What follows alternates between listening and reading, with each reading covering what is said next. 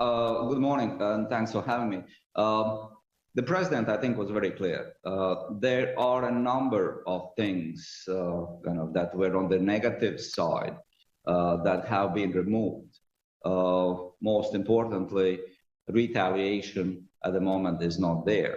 We also see that the economy in the first half of this year grew just a tad better than expected. Labor market's still strong. So the economy is somewhat better than we had expected, but overall the forecast is where it was in June, with some minor adjustments here or there. For monetary policy, that very clearly shows that the risk of multiple equilibria is still there. Geopolitical risks, for that matter, still remain elevated.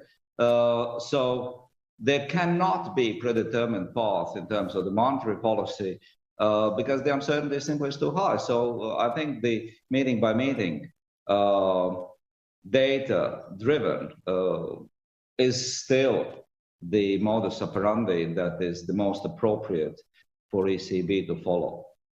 On that basis, what would you need to see to support lowering interest rates from here?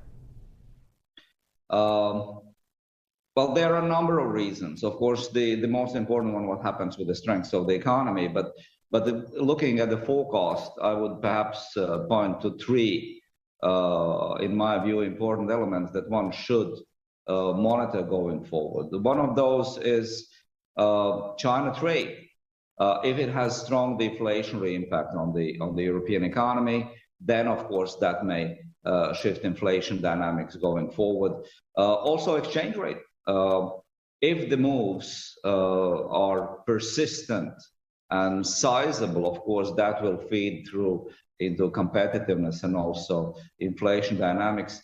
And especially for 2027, the energy segment, the ETS too, which is the energy trading system, adds quite significant inflationary dynamic on the positive side.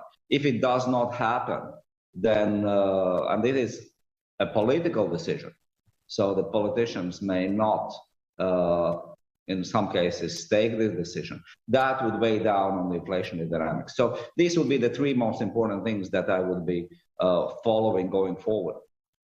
Governor Kazāks, good morning. I'm interested in the fact that you didn't mention the stronger currency in your three elements there. One of the analysts we spoke with yesterday highlighted that a stronger euro coupled with the 15% tariffs from the United States will be putting pressure on European inflation in particular. What do you make of that? How are you looking at those two dynamics? I mentioned the exchange rate, so that is what I meant by that. But the current exchange rate level is, of course, already baked into the forecast.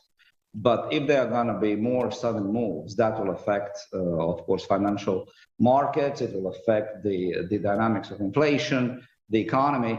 So this is a risk scenario. So the forecast that we have going forward for the economy, I think, it's relatively similar to what we had in June, but it by no means indicates that that is a risk-free. The geopolitical shocks, the exchange rate dynamics, and in this case, of course, the attacks on the independence of Fed do raise worries, is part of the risk scenarios. And of course, if those movements are large, but mind, we do not target exchange rate, but it will have the impact on dynamics of inflation, then of course we will take appropriate decisions if that will be necessary.